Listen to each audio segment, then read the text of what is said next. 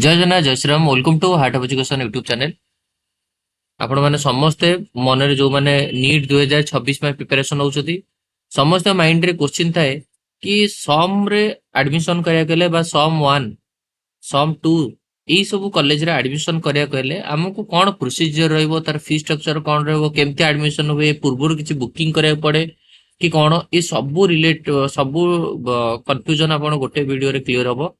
प्रथम कथा हम कहि रखिया चाहिबी आमर जो आईएमएस सम आम जहाँ कहे institute of medical science and SUM hospital बोली जहाँ कहे यहाँ हूँ आप सब कम्प्लीटली प्राइवेट रहिबो। माने प्राइवेट कहले कौन ना कॉलेज रो बॉडी कॉलेज रो ओन यूनिवर्सिटी निजे एग्जाम कंडक्ट करिवो निजे खाता देखिबो। हाँ नो डाउट एनएमसी रो गाइडलाइन अंडर जीवो बट निजे गोटे इंडिपेंडेंट बॉडी। आउ एठी जो सम 1 हो किंबा सम 2 हो एठी आपनकर एडमिशन करिया कहले बा आपनकर एमबीबीएस करिया में हेले एटीर प्रोसीजर होची कोन ना आपनको नीट 2026 रो एंट्रेंस एग्जामिनेशन दबार अछि। एंट्रेंस एग्जामिनेशन रो रिजल्ट बाहरिबो। रिजल्ट बाहरला परे आपनको काउंसलिंग फॉलो करिया पड़िबो एंड से काउंसलिंग होची एमसीसी काउंसलिंग बुझेला।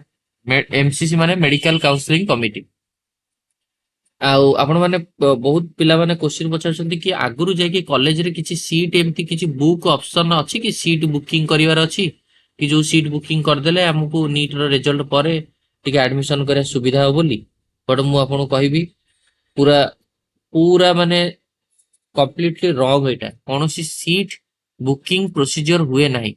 जहाँ भी हम काउंसलिंग प्रोसीजर नीट एग्जाम दिंतु रिजल्ट बाहर रिजल्ट वाला पर एमसीसी रो काउंसलिंग फॉलो करिया medical counselling committee. Medical counselling committee MCC जे ऑल इंडिया काउंसलिंग करे आ सब डीम्ड यूनिवर्सिटी रो काउंसलिंग करे। डीम्ड यूनिवर्सिटी कहले कहले कोन ना जो गुडा कंप्लीटली प्राइवेट आ हमर सम 1 सम 2 ए माने डीम्ड यूनिवर्सिटी माने माने कंप्लीटली प्राइवेट तो से तार काउंसलिंग की करे एमसीसी काउंसलिंग कंडक्ट करियो तार। आ सम 1 सम 2 नो डाउट गुड कॉलेज कहीं ना तार कॉलेज रो इंफ्रास्ट्रक्चर बहुत भलो। कॉलेज रो आपण जदि कहिबे पेशेंट फ्लो बहुत अधिका। कॉलेज रे लैब हो कॉलेज रो स्पोर्ट्स हो एवरीथिंग कॉलेज रो पूरा फाइन अछि। टॉप टॉप अछि पूरा बिकॉज एवरी बाहर स्टेट रो पिला मानकर डिमांडिंग कॉलेज एटा कहले चले। जेते भी जो पिला माने डीम्ड यूनिवर्सिटी चूज करंती से माने हम ओडिसा रो सम 1 सम 2 को भी ताको ऑप्शन रे आग रखिथांती।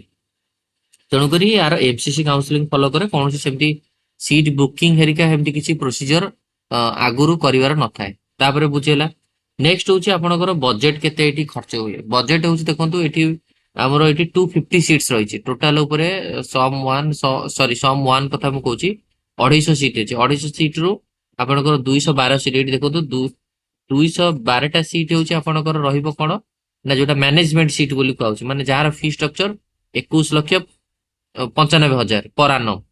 21 लक्ष 95,000 पर आनम जो फी रे 212 सीट फिलअप हबो पर आनम 21 लक्ष 95,000 पर आनम ताले 21 लक्ष 95,000 इंटू 4.5 एति टंका आपन दवा पड़ियो।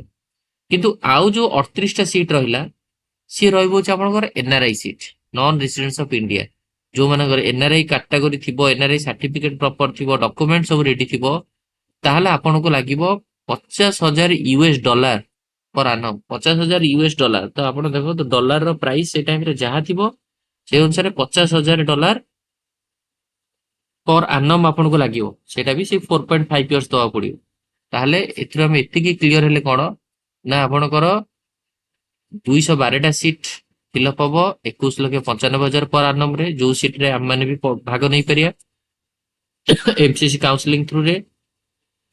आउ 38 टा सीट फिलअप हबो आपनकर 50,000 यूएस डॉलर पर आनम रे बुझियला। ओके कॉलेज कसन मनी गोटे वन टाइम 5,000 नबो आ स्टूडेंट वेलफेयर में वन टाइम नॉन रिफंडेबल 2,000 नबो नॉर्मल प्राइस छाड़ दियो।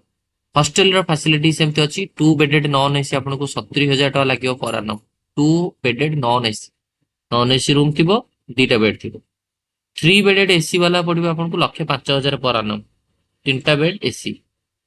किंतु 2टा बेड एसी नेला आउटी अधिक प्राइस पड़ी जिवो बिकॉज़ 2टा बेड थिबो एसी थिबो लक्ष 25,000 पर आनम बुझला। आ मेस होची 54,000 पर ईयर माने मेस रहिबो। तेणु कि ये हूँ पहले फी स्ट्रक्चर जो भी पिला तुम मैंने चाहूच ଏଠି ପଢିବା ପାଇଁ ସମ୍ 1 ରେ ତାର ଏଇଟା ରହିଲା ହଉଛି ଡିଟେଲ୍ସ ଇନଫର୍ମେସନ ଯୋଉଟା କି ଆପଣଙ୍କର ପଢିପାରିବେ। ତ ବିନା କାଉନସିଲିଂ ରେ ଏଠି ପଢିପାରିବେନି। ଏମସିସି କାଉନସିଲିଂ କରିବାର ଅଛି, ସିଟ୍ ବୁକିଂ କୌଣସି ପ୍ରୋସିଜର ନାହିଁ। ଏମସିସି ର ରାଉଣ୍ଡ 1 ରାଉଣ୍ଡ 2 ରାଉଣ୍ଡ 3 ସବୁ ଅଛି। ତେଣୁକରି ଆପଣମାନେ ମେଡିକାଲ କାଉନସିଲ ରିଲେଟେଡ ଯାହା ବି ଯାହା ଡାଉଟ ଆପଣ ପଚାରି ପାରିବେ। ମୁଁ ସେଥିପାଇଁ ନମ୍ବର ବି ଦେଇଛି 7205 ନମ୍ବରକୁ ଆପଣ ମୋତେ କଣ୍ଟାକ୍ଟ କରିପାରିବେ। ପ୍ୟାରେଣ୍ଟସ ମାନଙ୍କର ଗୋଟେ ଗ୍ରୁପ କରାଉଛି, ସେ ଗ୍ରୁପରେ ଆପଣ ଜଏନ୍ ହେଇପାରିବେ। ତ ଇଏ ଗଲା ସମ୍ 1। ତାପରେ ନେକ୍ସଟ ଯିବ ଆପଣଙ୍କର ଯଦି ଆମେ ଜାଣିବାକୁ ଚାହିଁବା ସମ୍ 2 ରିଲେଟେଡ, ସମ୍ 2 ର କେମିତି କଣ ଫି ଷ୍ଟ୍ରକ୍ଚର ରହୁଛି ତା ରିଲେଟେଡ ଦେଖିବା, ତାହେଲେ ଚାଲନ୍ତୁ। ବିକଜ ଆପଣ ମାନଙ୍କର ସମ୍ 1 ପାଇଁ ବହୁତ ପିଲା ଇଣ୍ଟରେଷ୍ଟେଡ ଥାନ୍ତି, ଆଉ ବହୁତ ପିଲା ସମ୍ 2 ପାଇଁ ବି ଇଣ୍ଟରେଷ୍ଟେଡ ଥାନ୍ତି। ସମ୍ 2 ସମ୍ ର ଯୋଉ କ୍ୟାମ୍ପସ 2 ରହିଲା, ତ ତା ରିଲେଟେଡ ଆମେ ଦେଖିବା ନିହାତି ରୂପରେ। ଆପଣଙ୍କୁ ସମ୍ ର କ୍ୟାମ୍ପସ 2 ରିଲେଟେଡ ଇନଫର୍ମେସନ ବି ଆପଣଙ୍କୁ ଏବେ ଦେଖେଇ ଦଉଛି। 1 ସେକେଣ୍ଡ। ବିକଜ ଯୋଉ ପିଲାମାନେ ଆମର ମୋଷ୍ଟଲି ସବୁ ପିଲା ତ ମାନେ ସମ୍ 1 କୁ ଟାର୍ଗେଟ କରନ୍ତିନି, ବିକଜ ସମ୍ 1 ଆଉ ସମ୍ 2 ଭିତରେ ଫି ଷ୍ଟ୍ରକ୍ଚର ଡିଫରେନ୍ସ ଥାଏ। ସୋ କିଛି ପିଲା ଅଛନ୍ତି ଯୋଉମାନେ ସମ୍ 2 କୁ ବି ଟାର୍ଗେଟ କରନ୍ତି, ଯୋଉଟା ଆମର ଫୁଲ ନଖରା ପାଖରେ ଅଛି। ତ ସମ୍ 2 ର ଆପଣ ତାର ବି ଯଦି ଡିଟେଲ୍ସ ଜାଣିବା ପାଇଁ ଚାହୁଁଛନ୍ତି, ଜଷ୍ଟ 1 ସେକେଣ୍ଡ ମୁଁ ଆପଣଙ୍କୁ କହିଦଉଛି। ତାର ଫି ଷ୍ଟ୍ରକ୍ଚର ବର୍ତ୍ତମାନ ପାଇଁ କ୍ୟାମ୍ପସ 2 ର ବି ବଢିଛି। 2025 ମସିହାରେ ତାର ବି ଫି ଷ୍ଟ୍ରକ୍ଚର ବଢିଲା, ବଢିକି ବର୍ତ୍ତମାନ ପାଇଁ ଅଛି 17,95,000 ପର ଆନମ୍। ମନେ ରଖନ୍ତୁ 17,95,000, ଯୋଉଟା କି ସବୁଠାରୁ ମାନେ ଇମ୍ପୋର୍ଟାଣ୍ଟ ଜିନିଷ, କାହିଁକି ନା 2025 ରେ ହିଁ ଏଇଟା ବଢିଲା। ତ 17,95,000 ମୁଁ କହିଦଉଛି, 17,95,000 ପର ଆନମ୍ ପର ଇୟର। ଏଟା ସମ୍ 2 ର ଫି ଷ୍ଟ୍ରକ୍ଚର। ଆଉ ଏଠି ବେଡ୍ ଚାର୍ଜ ନର୍ମାଲ ଆଜ ୟୁଜୁଆଲ 2, କିନ୍ତୁ ଏଇଟା 2 ବେଡେଡ ନନ୍ ଏସି ଟା ପଡିଯିବ ଆପଣଙ୍କର। 2 ବେଡ ୱିଥ ନନ୍ ଏସି ଟା 88,000 ପର ଆନମ୍। ଆଉ ଆପଣଙ୍କର 2 ବେଡେଡ ଏସି ହଉଛି 2 ବେଡେଡ ଏସି ହଉଛି 1,50,000 ପର ଆନମ୍। ଆଉ ହଷ୍ଟେଲ କସନ ମନି ଆଜ ୟୁଜୁଆଲ ଯୋଉ 5,000 ଦେବାକୁ ପଡିବ, ସେମିତି ବିଶେଷ କିଛି ଇଏ ନାହିଁ।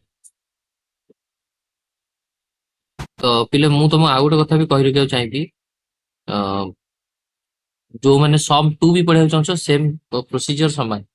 ଲାଇକ୍ ଆପଣଙ୍କର ସେମ୍ ଆଜ ୟୁଜୁଆଲ ଆପଣ ଏମସିସି ର କାଉନସିଲିଂ ଥ୍ରୁରେ ଯିବେ, ରେଜଲ୍ଟ ଏକ୍ଜାମ ଦେବେ। ଏକ୍ଜାମ ଦେଲା ପରେ ଆପଣଙ୍କର ରେଜଲ୍ଟ ବାହାରିବ।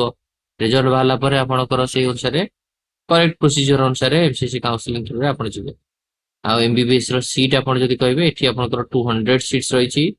ସେଇ ଅନୁସାରେ ଆପଣଙ୍କର ସିଟ୍ କୁ ଆପଣ ଫିଲ୍ଅପ୍ ହବ ଏମସିସି କାଉନସିଲିଂ ଥ୍ରୁରେ। ବିନା କାଉନସିଲିଂ ରେ କୌଣସି ସିଟ୍ ଏମିତି ଫିଲ୍ଅପ୍ ହୁଏ ନାହିଁ। ଯଦି ଆପଣଙ୍କୁ କିଏ କହୁଛନ୍ତି କି ଆମକୁ ଏତିକି ଫିସ୍ ଦେଇଦିଅ, ଆମେ ସେତିକି ଫିସ୍ ଦେଇଦିଅ, ଆମେ କରିଦବୁ, ସେମିତି କିଛି ନାହିଁ। ଯାହା ବି ଯାହା ହୁଏ ସବୁ ଯାକ ଆପଣଙ୍କର କେବଳ ଆଣ୍ଡ କେବଳ କାଉନସିଲିଂ ଥ୍ରୁରେ ହିଁ ହବ। 200 ଏମବିବିଏସ୍ ସିଟ୍ ବର୍ତ୍ତମାନ ପାଇଁ ମନେ ରଖନ୍ତୁ। ଓକେ, ଚାଲନ୍ତୁ ନେକ୍ସଟ ଆମେ ଦେଖିବା ଇମ୍ପୋର୍ଟାଣ୍ଟ ପଏଣ୍ଟ, ତାର କଟ୍ ଅଫ୍ କେମିତି କଣ ଯାଇଛି, ବା ଯଦି ଆମେ କହିବା ପ୍ରିଭିୟସ୍ ଇୟର କଟ୍ ଅଫ୍ ଅନୁସାରେ ସମ୍ 1 ସମ୍ 2 ର କେତେ ଯାଇଛି। କିମ୍ସ ର ସେପାରେଟ ଭିଡିଓ ମୁଁ କରିକି ଡିସ୍କସନ କରିବି, ବଟ୍ କଟ୍ ଅଫ୍ ଟା ଟିକେ ଖାଲି ମୁଁ କହିଥିଲେ ସୋ ଦ୍ୟାଟ୍ ଆପଣ ମାନେ ସମସ୍ତେ ଜାଣି ବି ପାରିବେ।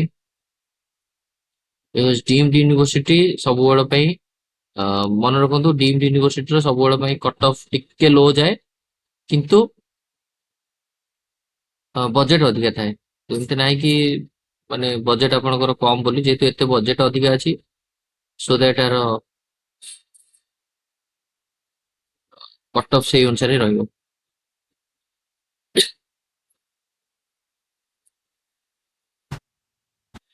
ଗୋଟେ ସେ ଭାବିକି ଚାଲନ୍ତୁ ଆପଣଙ୍କର ଏଇ ବର୍ଷର, ତ ମୁଁ ଆପଣଙ୍କୁ କହି ରଖିବାକୁ ଚାହିଁବି, ଏଇ ବର୍ଷର ତ ପ୍ରାୟ ଆପଣଙ୍କର 330 ପାଖାପାଖି ଭଳିଆ ମାର୍କ ଯାଉଥିଲା। 330 ରୁ 350 ଭଳିଆ ମାର୍କ ଲାଷ୍ଟ ମାର୍କ ଭଳିଆ ରେଞ୍ଜ ର ଥିଲା। ବଟ୍ ଏଭ୍ରି ଇୟର ଆର ଏଟା ଡିପେଣ୍ଡ କରିବ। ତେଣୁକରି ଏଇ ଜିନିଷକୁ ଆପଣ ମାଇଣ୍ଡରେ ରଖିକି ଚାଲନ୍ତୁ, କି ସେମିତି ନାହିଁ କି ପ୍ରତ୍ୟେକ ବର୍ଷ ଆପଣଙ୍କର ସେମ୍ ସ୍କୋର ରହିବ ବୋଲି। ରାଙ୍କ ଉପରେ ଡିପେଣ୍ଡ କରେ। ତା ରିଗାର୍ଡିଂ ମୁଁ ସେପାରେଟ ବହୁତ ଭିଡିଓ ବନେଇଛି, କି ଆପଣଙ୍କର ସମ୍ 1 ସମ୍ 2 ରିଲେଟେଡ, ତାକୁ ଆପଣ ଦେଖିପାରିବେ, କିଛି ଅସୁବିଧା ନାହିଁ। ବଟ୍ ଇଏ ଥିଲା ଡିଟେଲ ଇନଫର୍ମେସନ, କୌଣସି ମିସଗାଇଡ ହବାର ନାହିଁ। ଯଦି କି ଆପଣ କହୁଛନ୍ତି କି ମାନେ ଏଇ ଏତିକି ପ୍ରୋସିଜର ହେଇଯିବ, ସେତିକି ପ୍ରୋସିଜର, ସେସବୁ ନାହିଁ। କରେକ୍ଟ ପ୍ରୋସିଜର ଅନୁସାରେ ଆପଣ ଯାଆନ୍ତୁ। काउंसलिंग ର ଅଲ୍ ଡିଟେଲ୍ସ ଇନଫର୍ମେସନ ଏଇ ଚ୍ୟାନେଲରେ ପ୍ରୋଭାଇଡ କରାଯିବ। Thank you.